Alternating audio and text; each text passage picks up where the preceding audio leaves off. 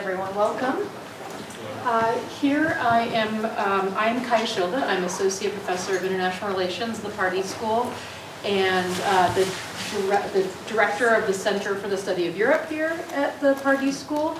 And today we've invited Dr. Valbona Zeneli to give a talk as part of a speaker series that I'm running called A Stronger Europe in the World, as part of my Jean Monnet Chair in European Security and Defense themed. And so that theme is not normative. It's not there should be a stronger Europe in the world. It is simply analytical, looking at the EU's increasingly global role in many different domains. And so Dr. Zeneli is going to give a talk on China's increased influence in the EU and the implications of this in terms of the transatlantic relationship. And so Dr. Zeneli is a non-resident senior fellow at the Atlantic Council's Europe Center and the Transatlantic Security Initiative of the Atlantic Council's Scowcroft Center for Strategy and Security. Sorry, I had to read it all out loud and not get it wrong. This year, she's a visitor over at the Minde de Gunsberg Center for European Studies at Harvard. Her specialty is in transatlantic relations, strategic competition, NATO, globalization and international economy, European Union enlargement, and the Western Balkans. And I also want to say that today I'm delighted to have a colleague of mine here, Min Ye. Professor Ye is a professor of international relations at the Pardee School here at Boston University. Her research is the nexus between domestic and global politics and the intersection of economics and security with a focus on China, in India, and regional relations. And so when Professor Zeneli is done, Professor Ye will respond with a few comments. I have invited her just to be a discussant and respond to the original remarks, and then we will open it up to questions and answers from the group. All right, welcome. Well, thank you very much. Can you hear me well? So I'm really delighted, Professor. I'm delighted. I'm honored to be here today, and I'm so glad to talk to you about this important topic that's also part of my research at the Center for European Studies here at Harvard University. So you'll be my first real opponent before I get, started with my real research there. So thank you very much. Thank you for being here and taking your time off to be here with me today.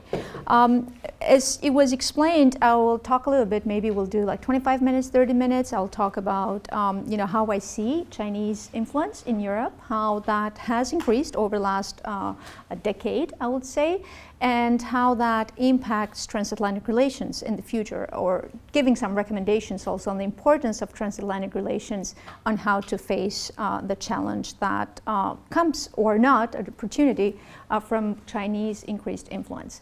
My background is in economics, so you'll see that also the focus of my research will be on economics. What I'll do at Center for European Studies, I'll look more deeply also when it comes to diplomacy, when it comes to cultural engagement, but also information space. So this specific presentation here, as you'll see, will be focused more on economics, because at the end of the day, that is one of the main objectives also of Chinese increased footprint, not only in Europe, but globally. So let me start from the beginning with some very important defining trends in transatlantic response or transatlantic relations when it comes to China. We have seen that for a very long time, on both sides of the Atlantic, China has not been, publics of China has not been seen at the same way.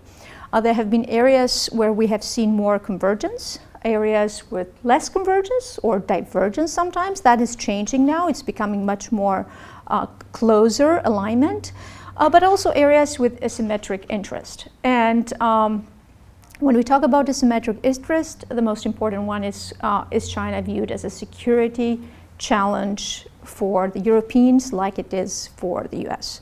And so it's very clear in the US that it's part of the national security strategy, part of the defense strategy, that China is one of the main security challenges for the United States. That has not been the case, or it's still not the case in many countries in the European Union.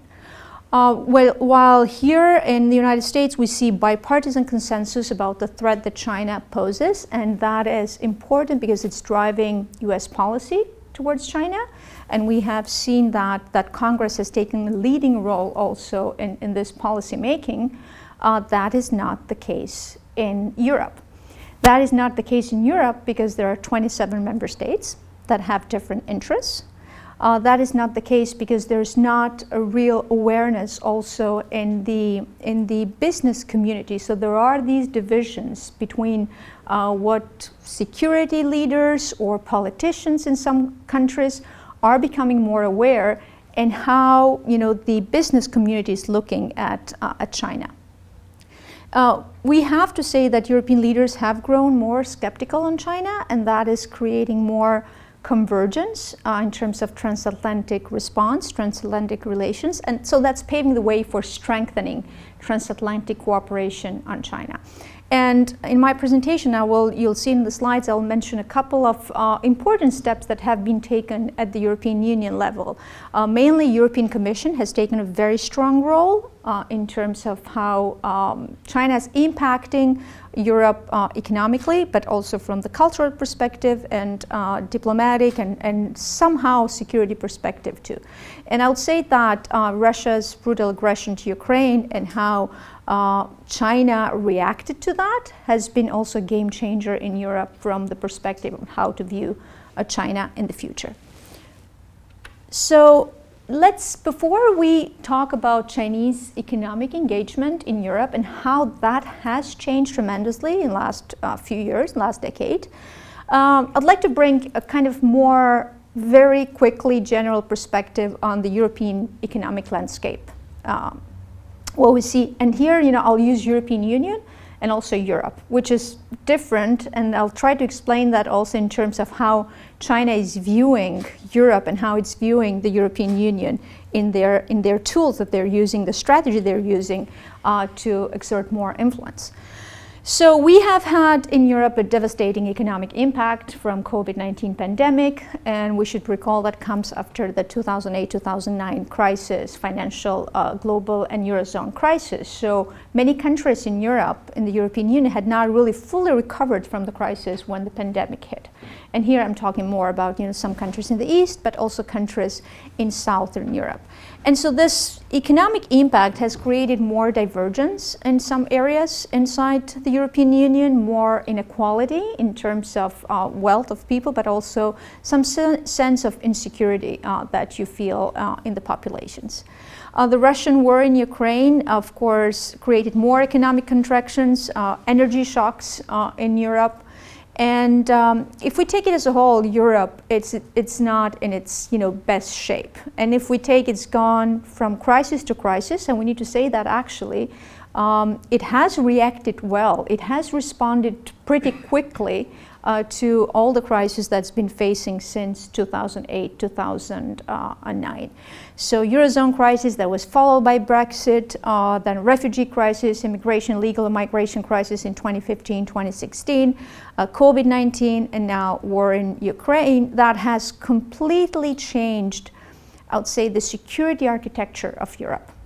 If we take, and I'm simplifying it here, if we take the security architecture, economic security architecture of Europe was based on three main pillars, three main legs. That, on one side, security was always seen as received by the United States through NATO and through US paying for the security of Europe. On the other side, the other leg was cheap energy from Russia for a very long time.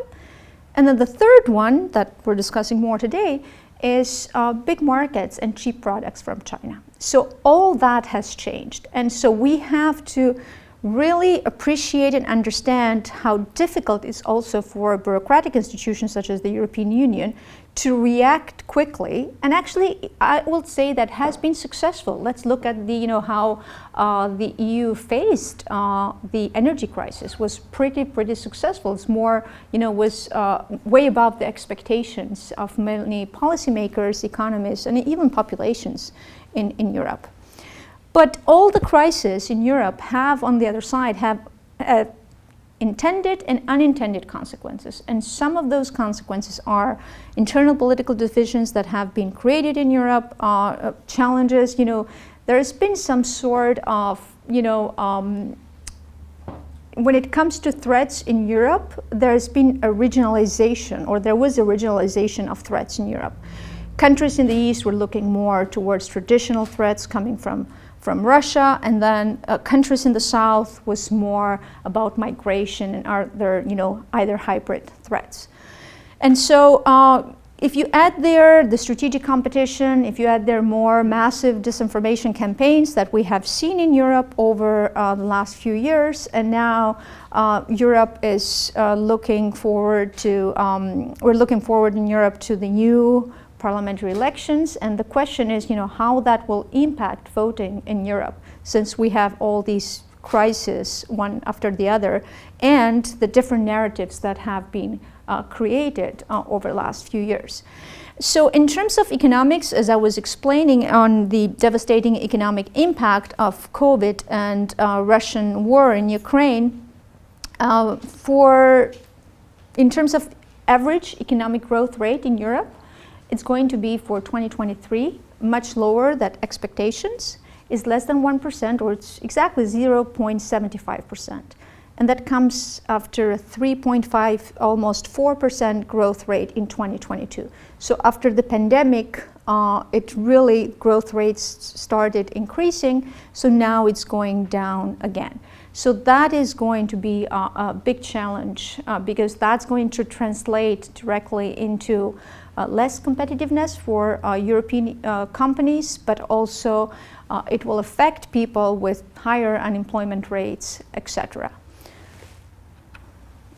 So now let's move to some key points in terms of how PRC sees the European Union, and also on the other side how the European Union sees China, sees the PRC. In my opinion, what we have seen in recent years in Europe specifically, we've seen very clear strategy and not only geo-economic but also political, diplomatic and political designs of Chinese influence or Chinese designs in Europe. What we have noticed, or at least what I've noticed in my research, is that it's a clear strategy with core investments, economic investments in rich Western European countries, where the Chinese companies have gone after access to new technologies, so high-tech knowledge, but also important brand names, and infrastructure development in the periphery of the European Union. And that is where we have this division between EU and Europe. So we'll see that in the EU countries, richer countries, it's mainly technology, new assets, new important brands, and then strategic infrastructure in the periphery of the European Union. And I'll go more in details into that. So, and this is also another important objective through both investment, in new technologies, but also strategic infrastructure, is that the objective of having more access to European market through becoming having a key role in regional integrated channels, but also by being part of those important chains, then becoming part of the global value chains. So as I mentioned, we see a very clear diversified strategy of China in Europe. I'll talk a little bit more about that, but also this objective of creating or having bilateral relations with EU member states instead of talking to the EU as a whole. And I think that is this is one of the most important takeaways if we talk about how that will affect transatlantic relations. So that's what I'm planning to do in my research. I'll take specific countries and then see how they're responding to Chinese increased influence and how much that is in line with what is going on in the United States. On the other side, in the EU, we have what we have called in the European Union a European strategic awakening. And that happened in 2019, when for the very first time, the European Commission published a paper on the strategy on China, and for the first time, this EU strategy, instead of China being a strategic partner like it had been for a very long time for the European Union, it became partner, competitor, and rival. So partner when it comes to economic and investment and trade relations, but also competitor when it comes to new technologies, and rival when it comes to systems of governance. And I think this last point is a very important one. And while we have seen inside of the European Union a lot of work in addressing the first two issues, more needs to be done when it comes to what does that really mean in terms of rivaling in systems of governance, and what will be the response of the European Union. However, as I mentioned from the very beginning, it's that in European Union, you're not just talking to one partner, you're talking to 27 member states. And that is why, although we have a much more unified approach, it still cannot be like we see that in the United States. And that depends on three main issues. The first one, so the European approaches are depending on the intensity of the relations that countries have with China, and here I'm talking about economic relations. The second one is the extent and value of economic dependence, so how dependent they are on Chinese, not only goods, but also technology, and that is an important element that really affects transatlantic relations in the future. And the third point, which is important, is what are the public's attitudes towards China? There have been, in recent years, more research, although more needs to be done, but there have been some public polls where they measure what are the attitudes of the public towards China. And as we will see from data, the public does not really understand. And especially in some countries where the narrative has been very strong of a win-win partnership, economic partnership, and China being a benign economic actor, we will see that more in those countries will have a much more higher positive public perception when it comes to China. So that is the intensity of economic relations and economic dependence and attitudes is the first thing. And then what I see that will be the challenge in the future in Europe will be this gap between businesses and political that have their vested interests and political and economic and security communities. So it's not easy for Europe and for European policymakers to really strive this balance between seeking opportunities, cutting dependencies, and for the first time we're talking about de-risking in terms of supply chains, and attracting, also still keeping to attract beneficial foreign direct investment from China. Just as an important point, in June 2023, just a few months ago, the European Union published its first European economic security strategy. And that has been a game changer also when it comes to Europe, because Europe has, in the past, has not really linked economics with security. So that is in the perception, in the mentality, that is very important. The speech of the EU President von der Leyen was very important also during her State of Union speech, because she focused very much on important issues of economic security that deal with European competitiveness, but also she spoke more about de-risking from China, mentioning that specifically. So these are big changes also, not only in the language of policymakers in Europe, but also in the mentality of policymaking in Europe. So as I mentioned, the diversified strategy of China in Europe. So based on my research, I've looked at focusing on four main pillars: economic wealth of countries, technological level of technological advancement, geographical location of countries, and then institutional framework. Then we have this diversified strategy of three main pillars. The first, and if you see there, I have Europe. I don't have the European Union, so it's broader than just the European Union. And so we see that the focus on Western European countries is on strategic assets and research and development, where 4 countries, and I've included here the UK, although it's not part of the European Union, have attracted 75% of Chinese foreign direct investment, the stock, the agglomeration of foreign direct investment, 4 countries. And then we have the South, where China became much more involved after the 2008-2009 financial crisis. So we see countries when there was not really any economic engagement in terms of investment, not so much trade, because China has always been an important trade partner for the European countries.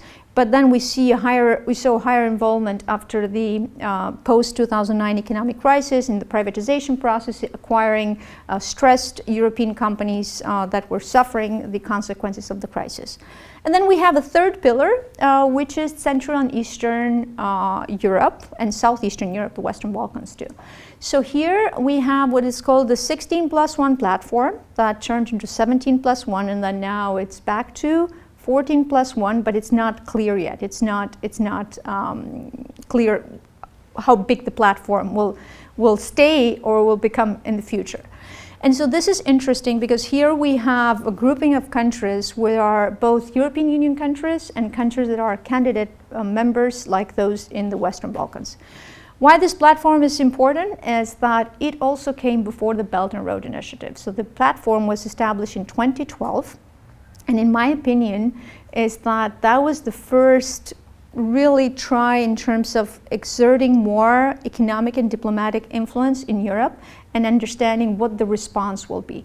This platform is no different than other platforms with other countries. Take those in Africa, take those in Latin America. So we find many similarities, the ways that these platforms are created.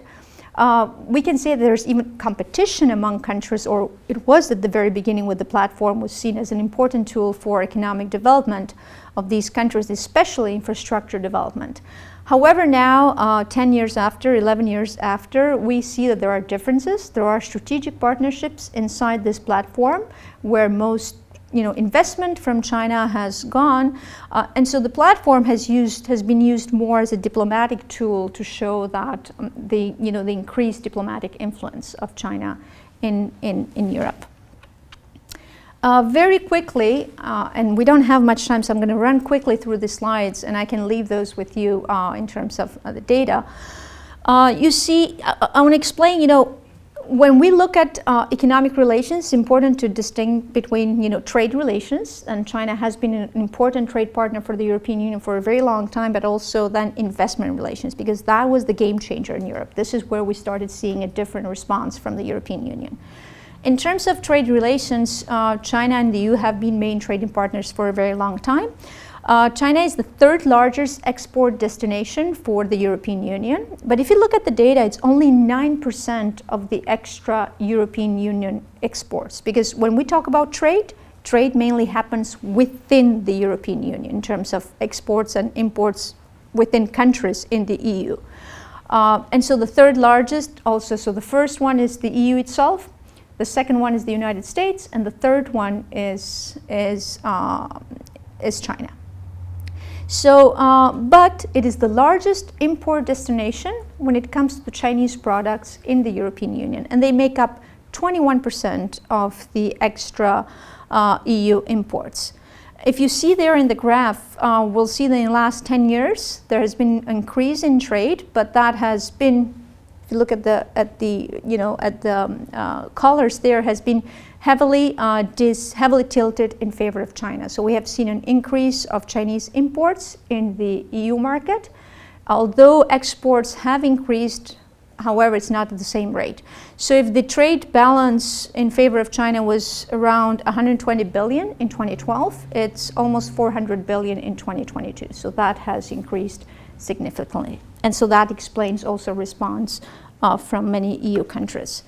But then what was a game changer, as I mentioned, was investment. And that was this evolving evolving because just from 2008 to 2016, in less than 10 years, the Chinese investment in the European Union increased by 50 times. So from less than $1 billion so $800 million in 2008. They went up to 40 billion in 2016. So that was the alarm bell, let's say, for the Europeans.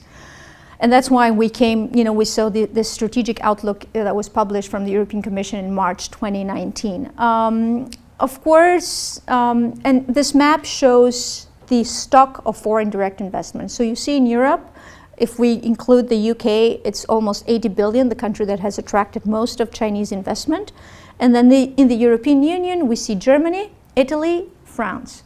So Italy, for example, is one of these cases where Chinese investment really tremendously increased after the financial crisis. So then at some point, Italy became the country that attracted most of the Chinese investment. That then brought to some policy responses from the Italian government.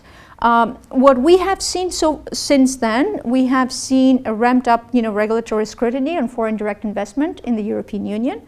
So in 2019, after this strategy was published, then we had the EU FDI screening mechanism, similar to the US one. So that's where we talk about similarities in the approach.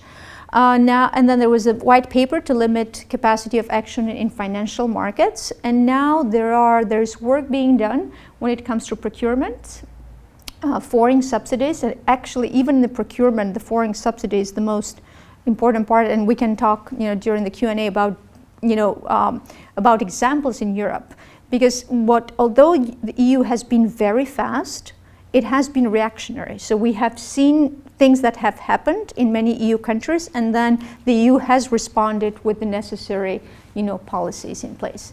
And anti-coercion is the other one. What you see here, so this is a graph that shows the stock of foreign direct investments. So the new FDI every year in Europe, and you see in 2016 was the year where we had almost $50 billion of Chinese investment, and then started decreasing because of the regulatory frameworks in Europe, but also because of the COVID-19 pandemic, and also internal issues inside China when it comes to to its economy. What has changed now, and I think this is where we need to pay more attention, and that can be done better in a transatlantic approach, is that while we don't see so much anymore state-owned enterprises, so we have seen how they have changed. So now there's more focus on greenfield projects, so not acquisitions, that they raise alarm bells. It's not so much state-owned enterprises investing in Europe, but it's private companies that it's easier. But what I think where we need to pay more attention is that now we have Chinese venture capital that is pouring into European tech startups. And why that's important? So startups, small and medium enterprises, where some of the regulatory framework screening in terms of the amount of capital that you have to look at, you screen, that's much lower. So it's below the radar. And that has been, what we have been seeing in the last few years.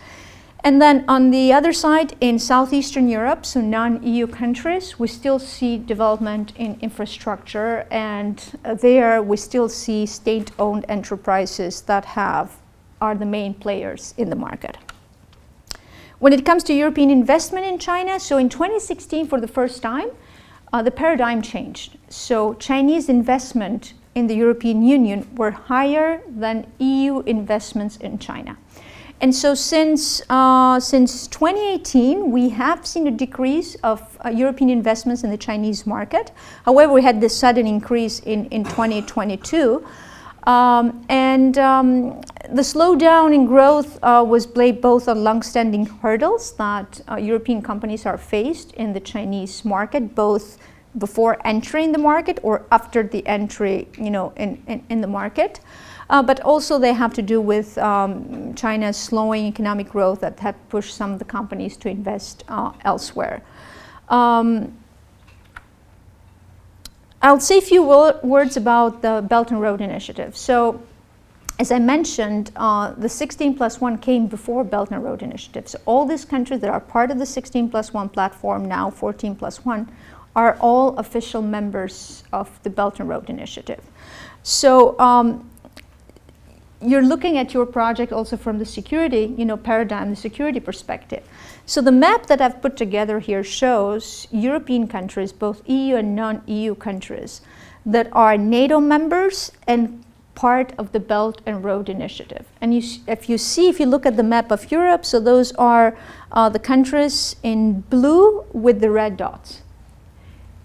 And then outside the EU, outside Europe, then you see all the other countries that are part of the Belt and Road Initiative. It's around 170 countries now, and institutions that are part of the initiative, which is a foreign, and I will not enter into details, a foreign policy narrative that exports China's dream. But on the other side, it's also an economic and geopolitical necessity for China.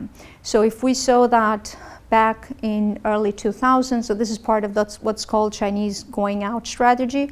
So in late 90s and 2000s, we have the first going out strategy, and that's mainly focused on markets and natural resources. The second going out strategy is mainly focused on technology in order to step up in the technological ladder for the Chinese economy. It's what's very important to say here, and that's why the European Union in recent years has had a much more skeptical approach on Belt and Road Initiative, is that it's really, we're seeing the objective of dividing and ruling Europe by creating bilateral relations with these countries through the strategy. So I don't know how many of you are aware of the discourse now of Italy, which was one of the most important countries in Europe and the only G7 country that joined Belt and Road Initiative 5 years ago, and now it's coming up for renewal. And apparently it looks like the Italian government will not renew that anymore. And that is very important because it will show what will happen in the future. Because it was very interesting when the EU came up in 2019 with this, with the different strategic outlook on China. In the meantime, many countries in the EU started becoming members of the Belt and Road Initiative. So we do not have a unified approach on how even to see this initiative. Now it's much more critical. So after in 2019, then we had another strategy of the European Union, which was connecting Europe and Eurasia, which was an alternative for many countries that are not part of the EU, but part of Europe and Eurasia, to offer them development projects and finances for infrastructure development. So as a counter project to the Chinese Belt and Road Initiative. We could go into another, an hour of conversation of really talking about BRI in per se, because it's one of the main, things here is that there's lack of transparency, and even to understand, if that has been beneficial or not beneficial, both for China, but also for the receiving countries, host countries. And so numbers of Belt and Road Initiative go from $4 to $8 trillion, which are official numbers of the Chinese government, to World Bank talks about $600 billion. American Enterprise Institute goes to $800 billion apparently in terms of calculating what could be the funds for the Belt and Road Initiative in different countries. What we need to talk about, and the EU is talking more, it's about, and the US has been doing that for a long time, is what could be some of the consequences of this higher Chinese economic involvement in many of these countries, including debt trap for recipient countries. We have seen examples out there, are the examples also in the Western Balkans of this happening. High risks of corruption because of lack of transparency and governance, and good governance in terms of how these projects are delivered. But also, in my opinion, it's what will change in the future in terms of the global economy, about new norms and standards for the global economy, and so. A lot what we're seeing will be offered as alternative to what we know as the Western-run global economy.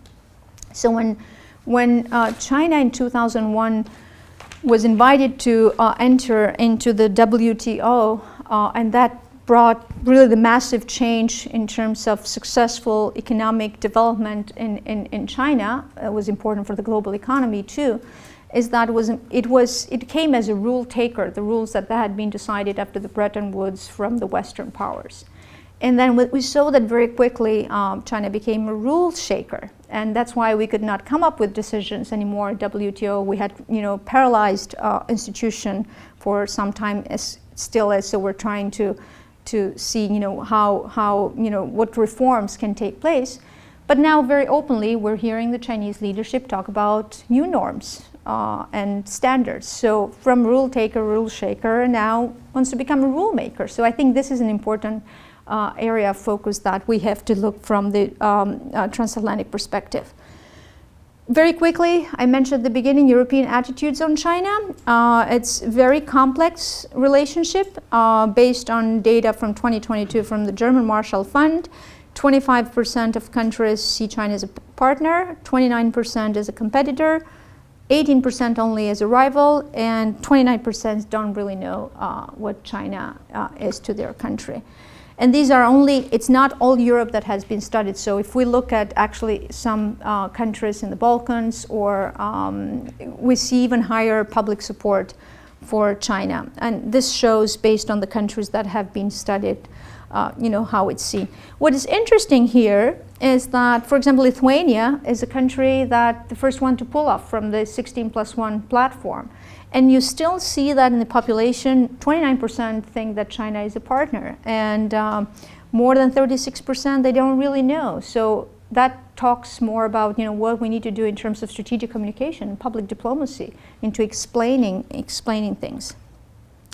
I mentioned at the beginning the European Economic Security Strategy, which is the first one that links issues of security and foreign policy. Of course, it's been made clear more times that this is not designed against any one partner or competitor in particular, but it's more to look at how European Union can increase its economic competitiveness in the global economy.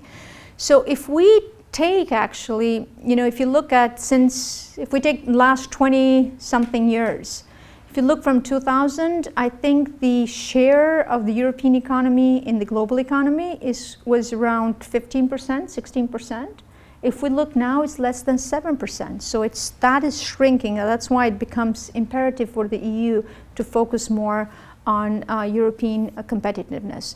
However, de-risking from China has been very clear. So it's not decoupling, like was more the language in the United States, and now even the US is changing more into de-risking. So it is de-risking in terms of supply chains, but not only that, so looking at energy security, physical cybersecurity also, and technology security. The other two important topics that we're going to look at in the EU, the EU has also created, European Commission has created this working group that will be led by former Prime Minister of Italy, Mario Draghi, that he will look specifically, will come with a report on economic competitiveness. What we should not, and this will be my last slide, what we should not forget is that we need to put everything in the big picture. We're talking about China in Europe, we talk about Chinese influence in Europe, but also trade relations, investment relations with the United States. I think what we're doing wrong is that we're focusing too much on China, and we are losing the big picture. We are overlooking the importance of the transatlantic economy. And so this slide explains what is the trade in goods, trade in services, but also the most important element which is the backbone of the transatlantic economy, which is foreign direct investment. It's more than $6 trillion on both sides of the Atlantic, and millions of citizens on both sides have been employed by these companies that are the backbone of transatlantic relations. So you see there, so this is EU economic relations, and the blue one is with the United States, and the red one is with China. So in terms of trade of goods, exports, the main export market for the EU is the United States. When it comes to imports, most of the imports for the EU come from China. When we look at trade and services, that is much more developed, of course, and this is one of the areas for future development in the future. So we see exports, still the US is the main exporter in the European economy, and the European Union is the main exporter in the Chinese market, and we don't see much on the other side in terms of imports. And then you see the most important element. It's more than $2.5 trillion of inward, that means US investment in the European Union. And then there is 2.5 trillion European investment in the United States.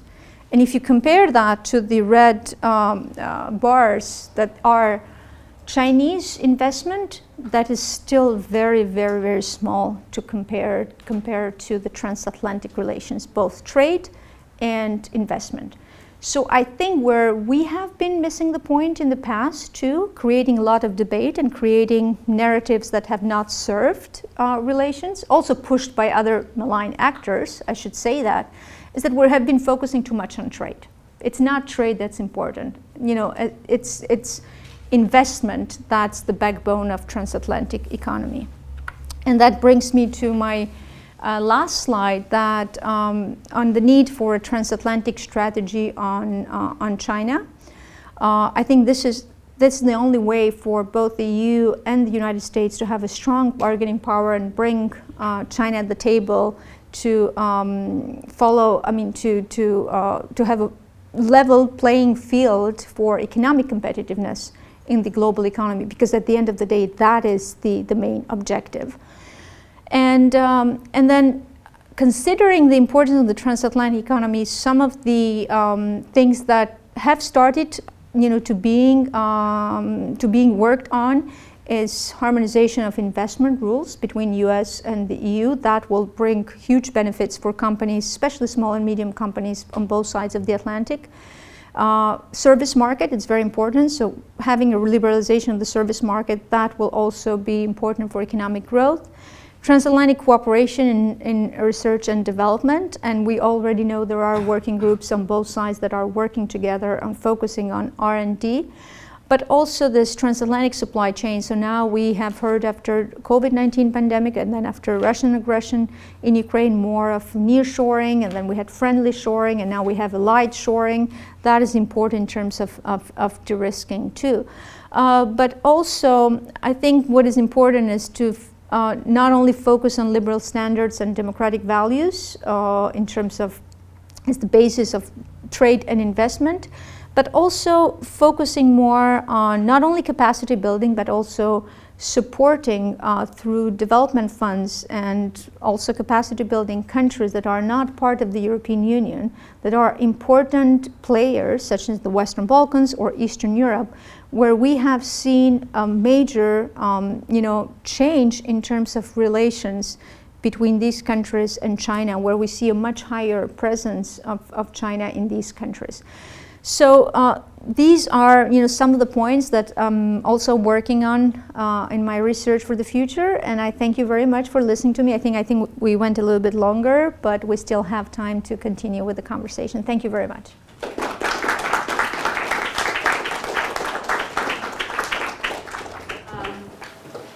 Well, thanks to our guest speaker, and thanks, and give our Pardee members such a feast China's economic presence in Europe, although it's not much in the end. So I think I'll just offer a couple points from the Chinese perspective, and particularly why there's such a wider gap in the perceptions of the relationship between China and Europe. In fact, in the summer, I was just in China, and the Chinese scholars policy analysts, in Beijing. I interacted with them, and business people as well, because when the BRI was started, even before BRI, around early 2010s, right?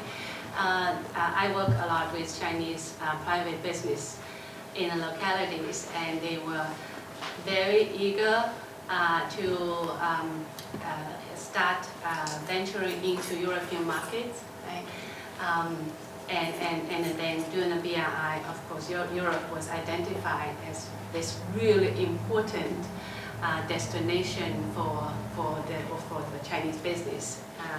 And the policy analysts, of course, also saw Europe as a partner. And this time, the feelings have turned the opposite. So they were frustrated, and they couldn't understand why they were so unpopular, and they couldn't understand why the Europeans would turn so anti-China. Of course, they blame democracy and blame on America, right? But then the question is, I said, what do you do? And essentially, they will continue pursuing Europe, and it's because the question for China, eventually for these policy elites, the question is not about Europe, it's not about America, it's about China itself. Does China want to stay global? And thus, despite all the difficulties, pushbacks, we still want to pursue global agenda, staying global. Or you just want to turn inward.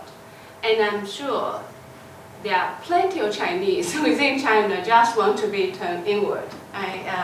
That force has become louder and louder in China's domestic politics. They could easily, why bother, right? But the policy analysts that I interact with, the business people that I interview, they grew from China's globalization period. They had fundamental interests and values in globalization, and they deem staying global would be in the long-term fundamental interests of the Chinese nation. So I think they will continue to pursue Europe, and when moments are right, they'll do more. Moments are more difficult, then there will be adjustments. But the sense is keep pursuing Europe is the policy direction that they want China to continue on. That is staying global, being an active member and player on the global stage. Now coming back, so since we are on the BRI, I want to do a little bit of free advertisement. When did you do this advertisement here? Coming soon. Yes, soon. Yes, October 12th and 13th. We have a wonderful and very extensive, updated conference on BRI, and our look is how China reflects on the 10 years of BRI and how the other partner countries and regions react to the BRI. So, Philippe Lacour will be talking about Europe. Oh, yeah. So. Yeah, that's right. So welcome to you. So I think you covered very well the recent political conversations about China in Europe.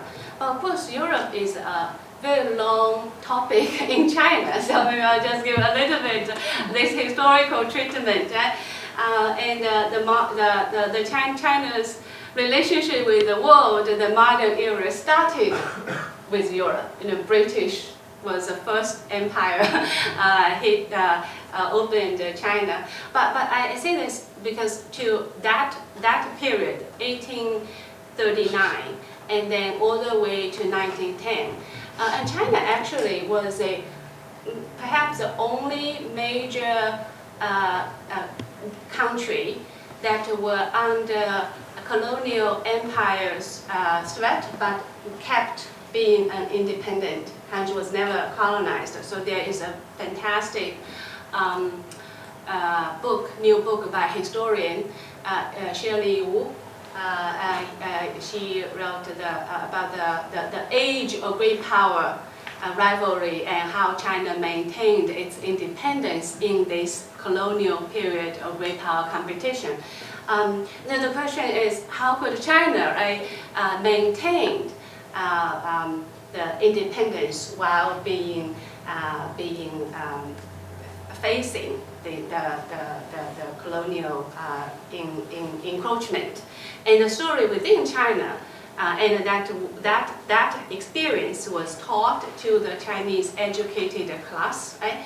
That is, European interests or the European imperial interests in China were commercial.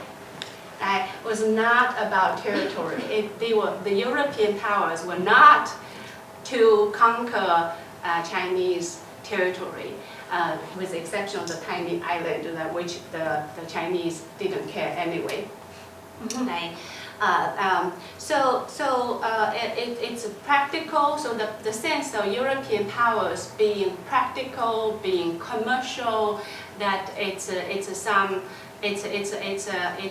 Western economic force that China could work with, right? So I think that pretty much was carried on throughout the later periods of China-European interaction. That the Europeans were more practical, were more commercially focused, and were more divided as a continent, and China could play and find its own breathing space, and leveraging the European the systems, right, to achieve China's goals. Right? And then so when reform started in the 1980s and the 1990s, European multinational companies really played a bigger part in investing in China.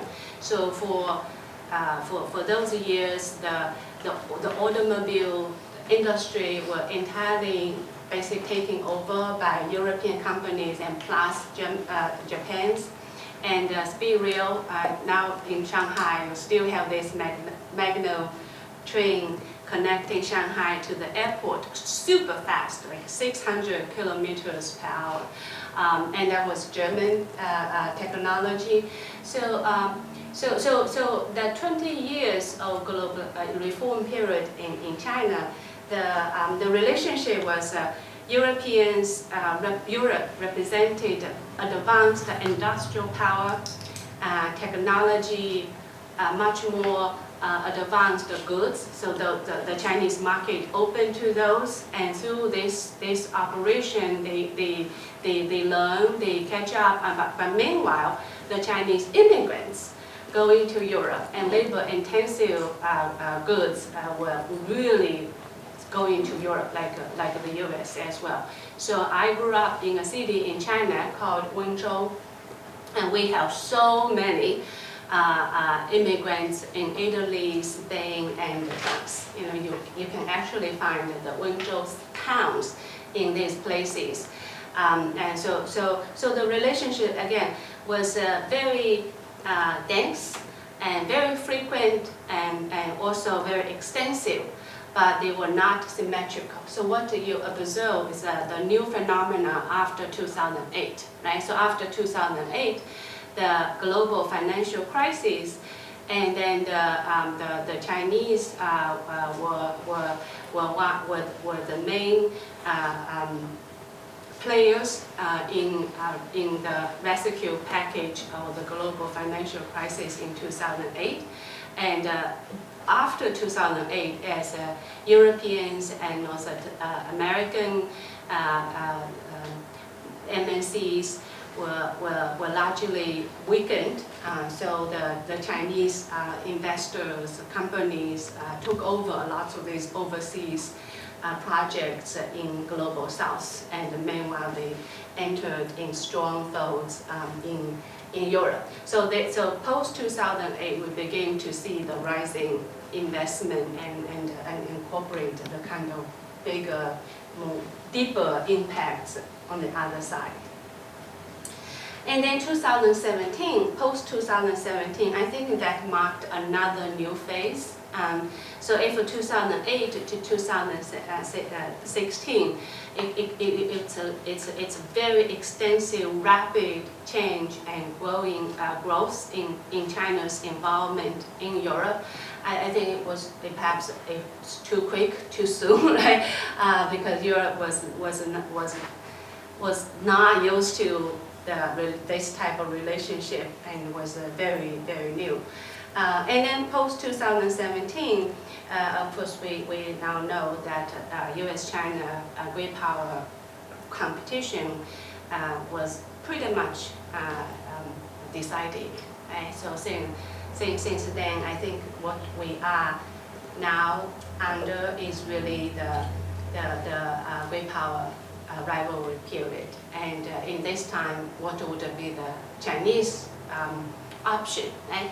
And as I go back to what I commented in the beginning, they do see in Beijing and also rest of China, they do see Europe being as a whole, due to their political system and strategic choices, Europe would be quite close to American side, right, as this great power competition rivalry side. But on the other hand, the Chinese, through their century-long, if not decades-long, century-long interaction with European countries, business groups, and societies, they think there are still opportunities for China to explore, and still there are possibilities for collaboration, perhaps not at the wholesale scale level, but issue by issue, there are more possibilities in Europe than with the United States. And of course, this time as I was in Beijing, I also tried to tell them that in the United States there are still possibilities to work their issue area that China, US can build more cooperative relationship, but Europe is still deemed as a more feasible partner. The last point I realized that is, as I teach, so one thing is perhaps the increasing China's influence is reflected more in my classrooms than elsewhere. Because I usually, so I teach the rise of China and political economy. In particular, the rise of China is an interesting barometer of how people feel, whether it's coming from different positions, but whether people think China is worthwhile to learn. So the rise of China normally. Usually I had very few students from Europe, and these couple years I've seen increasing number of students from Europe, and this year particularly I have quite a good share of students from Europe, and they always ask really good questions. And one of the thing I realized, the big misperception on their side, or their lack of understanding on China, they know so much about their own experience, of course, but the biggest gap was they have this very monopolistic view and a very top-down view of Chinese political economy, and they couldn't. And for the China, for people who study China and or study Asia in general, that's so self-evident that the supranational governments in China and Chinese society and Chinese business are largely run on its own.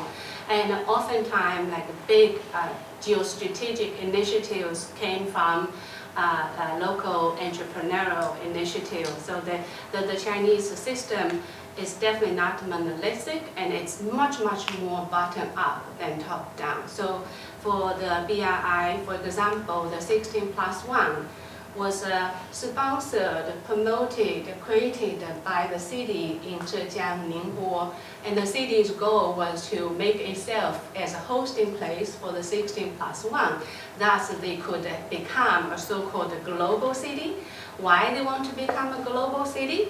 Because being a global city, they have much more opportunity to attract multinational companies' investments into their city. Right?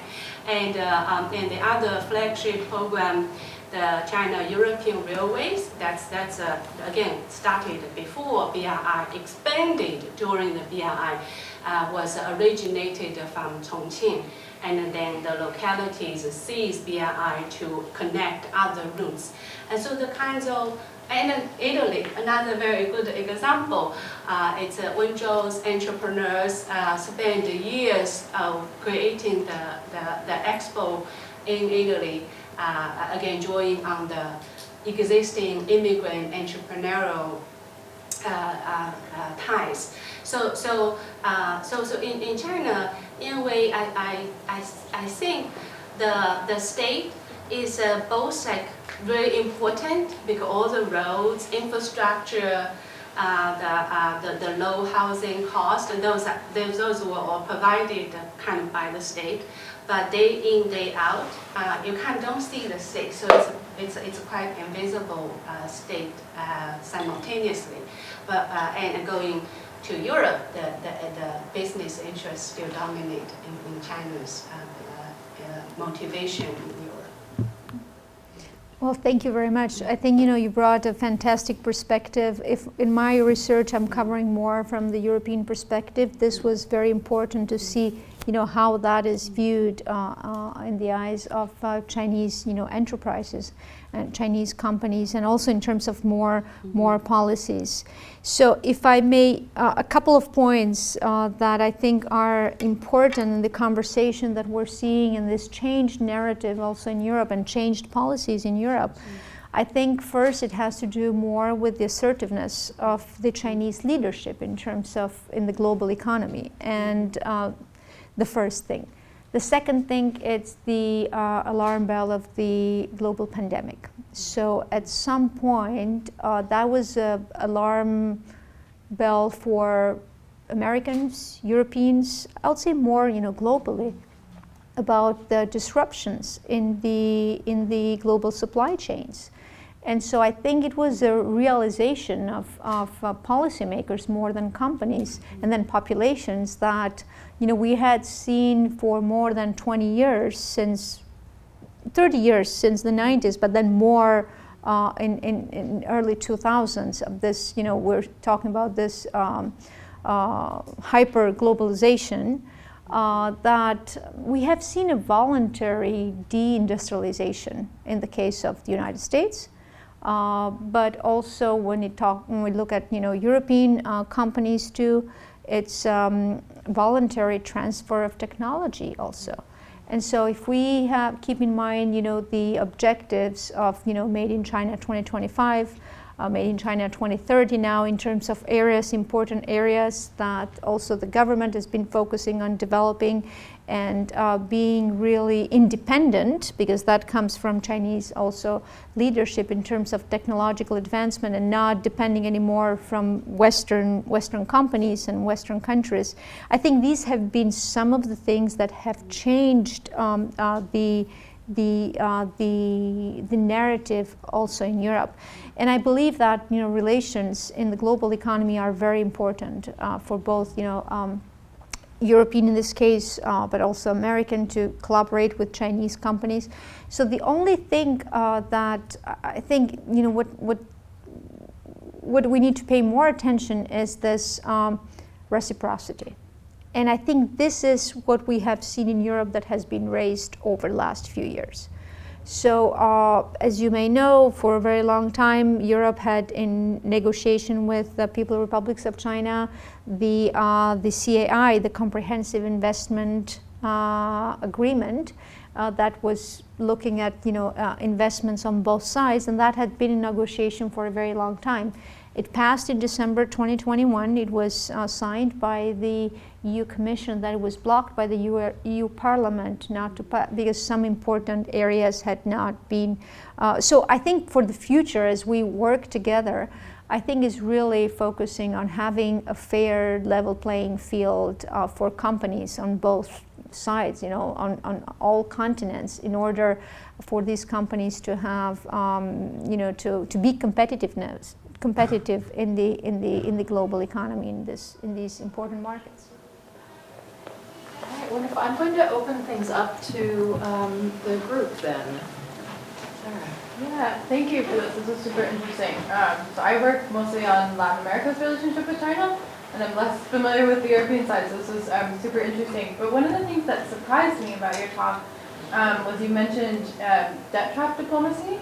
And so what we've seen kind of throughout the global south, Latin America, Africa, Southeast Asia, is that there's really no evidence of debt trap diplomacy happening, either from the side of intent on behalf of China or kind of practical implementation of it, right? In the post-pandemic, there's debt crisis everywhere, right? And we haven't seen China kind of exercising the muscle that it potentially could. And so I'm curious, you mentioned that there were a couple of examples potentially in the Balkans, so I was hoping you could elaborate a little bit more on those and kind of explain, the European perspective on debt trap diplomacy. And if you don't mind, Dr. Zeneli, I'm going to take questions in clusters of 3, just so people can get a lot out. Regarding in Europe and the right-wing populist movement, do those regimes and administrations have a better outlook on China than more liberal and left regimes, I guess? Because I feel like they're a little more authoritarian, even though they're not, but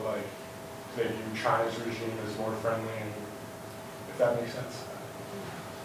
And Yes, this is a question, it's a little bit of a step back and big picture. 2 weeks ago when Prime Minister Modi was in Greece, he talked about Athens and Piraeus being the bridgehead for India's economic movement into Central and Eastern Europe. And that was China's drum roll in 2009 when they began getting involved there and so forth. And so just thinking, longer down the road, and I know that Dr. Ye also is someone who's a student of India and China comparative development, whether or not this could be a factor of yet another new kid on the block in terms of great powers in the Eastern Mediterranean. all right, so if you don't mind, you can briefly answer those, and then I'll take another round of questions. Well, thank you very much. I'll start with Latin America. So in terms of, I have a colleague of mine that works specifically in Latin America and looks at Chinese increased influence there, especially with strategic investment in infrastructure, but also in the privatization of different companies. I see a lot of similarities with happening in the 16+1. So I would say that in terms of a playbook, we have the same playbook. And when it comes to, for example, and that we don't see in the EU because of the rules and regulations and standards in the European Union, but we see that in Latin America and other non-EU countries, is that this form of concessional lending for infrastructure development, and that's very similar everywhere where we see more higher Chinese engagement, is this form of loans coming from Chinese state-owned banks, contracts that are not transparent, and that is why actually we cannot really understand what the amounts, of these in some cases of these debts for the countries are. And I'll bring you an example in Europe about that. And then we know that part of the contract is that it's the Chinese company that will implement the work. In some cases, we have seen that in Europe, that is Chinese labor force. So, and that is one of the ways of, having more Chinese immigrants also in Europe. And so the question is, at the end, first is the transparency factor.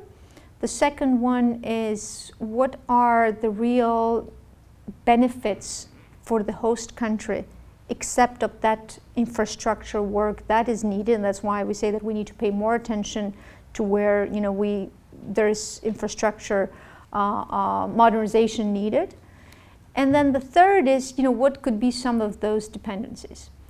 In the Balkans, a small country, Montenegro, the Chinese Exim Bank gave the loan for only 1/3 of the highway that connects the border with Serbia with the port of Bar, and it's almost $1 billion.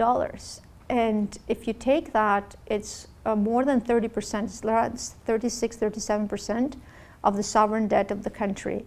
Just a part of the project, it's not even the entire project. And so there was a grace period, and so nobody was paying attention.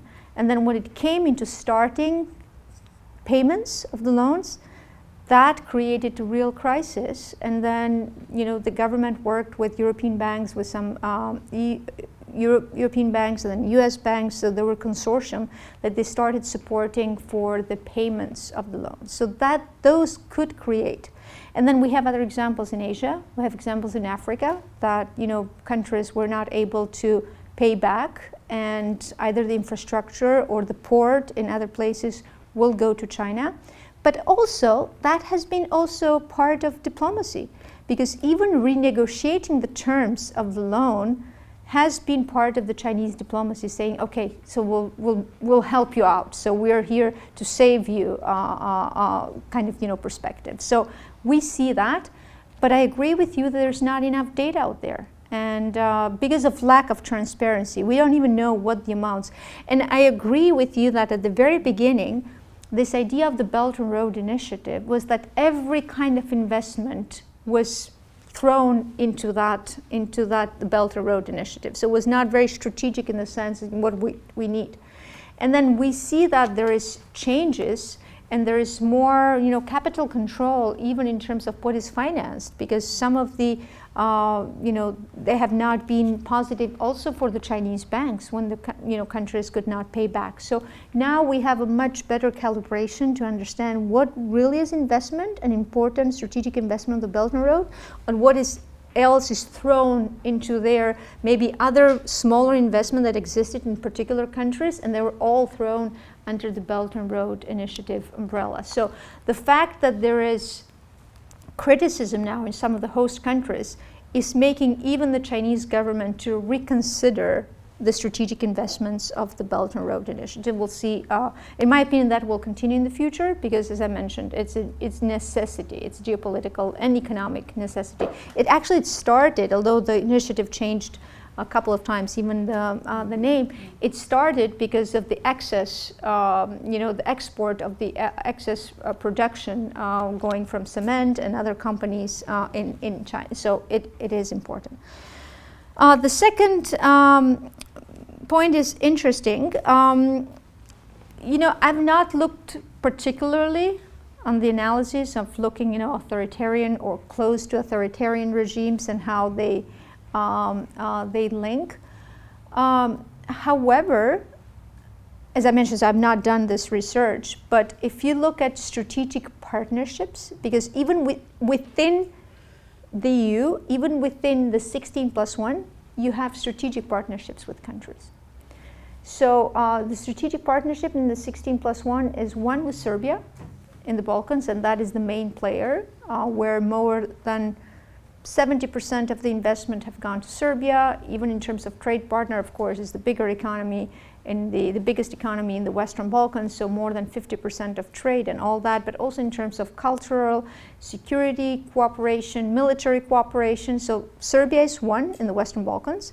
And then in Eastern Europe is Hungary, which is the strategic partner of China.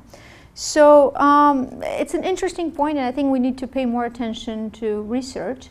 And I believe that there's not enough research on China, even in terms of understanding the perspectives of the Chinese, companies and Chinese investors and how they view Europe. So I think much more research and analysis is needed out there.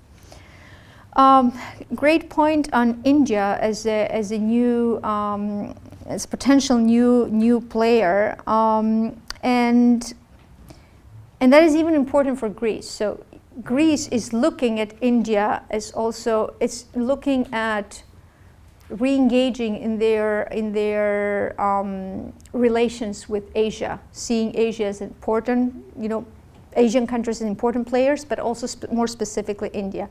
Now, in the case of Greece and China, Greece was the country that was added to the 16+1. It became 17+1 in 2017. And I think the logic was very much a geographical logic too, in the sense that the port of Piraeus, that now it's owned in the majority of the shares by the Chinese state-owned enterprise COSCO, has become the main entry points for Chinese products in Europe. And that's why Greece and the port of Piraeus is considered as the gateway to Europe. And so I think that has also later increased investment. So if you look, if I went back to the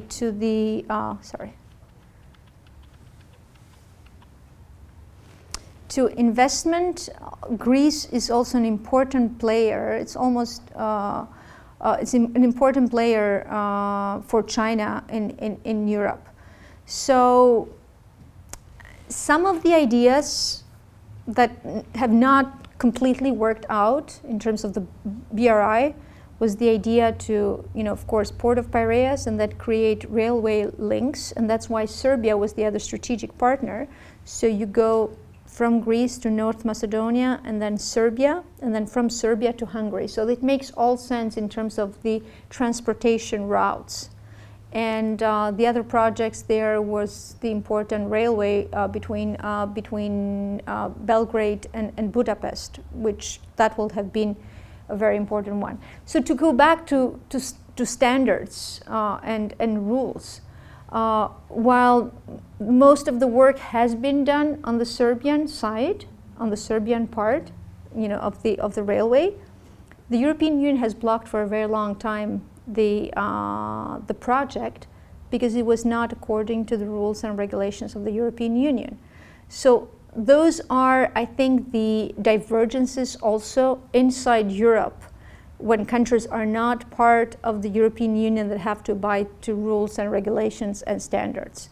But I also, I've read, even, heard policymakers from Greece that really they're looking at India as a new player. I would say that in Greece, but also more in Southern Europe, India does not have a specific important economic weight. So we'll have to see how these relations, will develop in the future. Will that be a counterbalance or not?